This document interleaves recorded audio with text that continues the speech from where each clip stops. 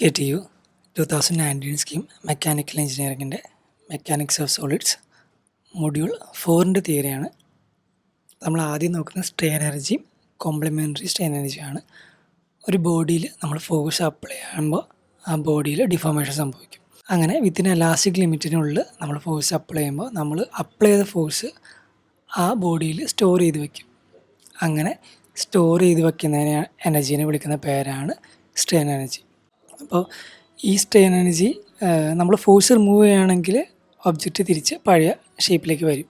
ഈ strain energy കാരണം ഒരു കോംപ്ലിമെൻ്ററി സ്ട്രെയിൻ എനർജി തിരിച്ച് നമ്മൾ കൊടുക്കുന്നതിന് കറസ്പോണ്ടിങ് ആയിട്ട് തിരിച്ച ബോഡി ഒരു റെസിസ്റ്റൻസ് തിരിച്ചു തരും. അതിനെയാണ് നമ്മൾ കോംപ്ലിമെൻ്ററി സ്ട്രെയിൻ എനർജി എന്ന് പറയുന്നത്. ബീമിൽ ഫോഴ്സ് അപ്ലൈ ചെയ്യുമ്പോൾ ബീം ഡിഫ്ലക്റ്റ് ചെയ്യും. ആ ഡിഫ്ലക്ഷൻ കണ്ടുപിടിക്കാനുള്ള 4 മെത്തേഡാണ് നമ്മളോട് എഴുതി വെച്ചേക്കുന്നത്. അതിൽ മക്കോളിസ് മെത്തേഡാണ് നമ്മൾ ക്ലാസ്സിൽ പ്രോബ്ലം ചെയ്തേക്കുന്നത്. അടുത്തായിട്ട് നമ്മൾ നോക്കാൻ പോകുന്നത് കാസ്റ്റിഗ്ലിയാനോസ് തിയറമാണ്. 2 ഉണ്ട്. ആദ്യം നമ്മൾ ഫസ്റ്റ് തിയറത്തിലേക്ക് പോകാം. അപ്പോൾ നമ്മൾ ഒരു ബീമിലെ സ്ട്രെയിൻ എനർജിയുടെ പാർഷ്യൽ ഡെറിവേറ്റീവ് എടുക്കുകയാണെങ്കിൽ അതെപ്പോഴും അപ്ലൈ ചെയ്യുന്ന ഫോഴ്സിന് പ്രപ്പോർഷണൽ ആയിരിക്കും എന്നാണ് പറയണത്. ഇത് ലീനിയറും അതുപോലെ തന്നെ നോൺ ലീനിയർ ആയിട്ടുള്ള എല്ലാ ഇലാസ്റ്റിക് സ്ട്രക്ചറിനും നമുക്ക് അപ്ലൈ ആവുന്നതാണ്. കാസ്റ്റിഗ്ലിയാനോസ് സെക്കൻഡ് തിയറം പറയുന്നത് ഇൻറ്റേർണൽ എനർജിയുടെ അല്ലെങ്കിൽ സ്ട്രെയിൻ എനർജിയുടെ ഫസ്റ്റ് പാർഷ്യൽ ഡെറിവേറ്റീവ് ഡിഫ്ലക്ഷന് പ്രപ്പോർഷണൽ ആയിട്ടായിരിക്കും എന്നായി. ഇത് ലീനിയർലി എലാസ്റ്റിക് ആയിട്ടുള്ള മെറ്റീരിയൽസിന് ആപ്ലിക്കബിൾ ആണ്. കാസ്റ്റിഗ്ലിയാനോസ് തിയറത്തിൻ്റെ മെയിൻ ലിമിറ്റേഷൻ എന്താണെന്ന് വെച്ച് കഴിഞ്ഞാൽ ഇതിൽ നമ്മളൊരു അസംഷൻസ് മേക്ക് ചെയ്യുന്നുണ്ട്. എലാസ്റ്റിക് ഫോഴ്സിൻ്റെ ഡിസ്ട്രിബ്യൂഷൻ അതുപോലെ തന്നെ എക്സ്റ്റേണൽ ഫോഴ്സിൻ്റെ ഡിസ്ട്രിബ്യൂഷൻ ഇത് രണ്ടും ഈക്വൽ ആണെന്ന്.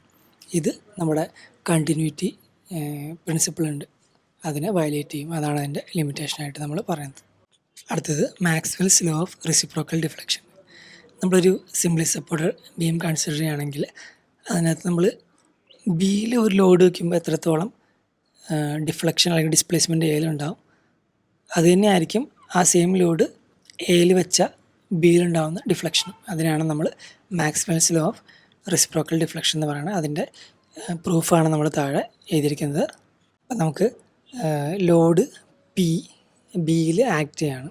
അപ്പോൾ എയിലുണ്ടായ ഡിസ്പ്ലേസ്മെൻ്റാണ് ഡെൽറ്റ എ, അതുപോലെ തന്നെ ബിയിലെയാണ് ഡെൽറ്റ ബി. അപ്പോൾ വർക്ക് ഡൺ നമുക്ക് half into P delta B എന്ന് എഴുതാം. അപ്പോൾ ലോഡ് പി എയിൽ ആക്ട് ചെയ്യുകയാണെങ്കിൽ എയിലുണ്ടായ ഡിഫ്ലക്ഷൻ ഡെൽറ്റ എ എന്ന് എഴുതുകയാണെങ്കിൽ നമുക്ക് work done half into P delta A എന്ന് എഴുതാം.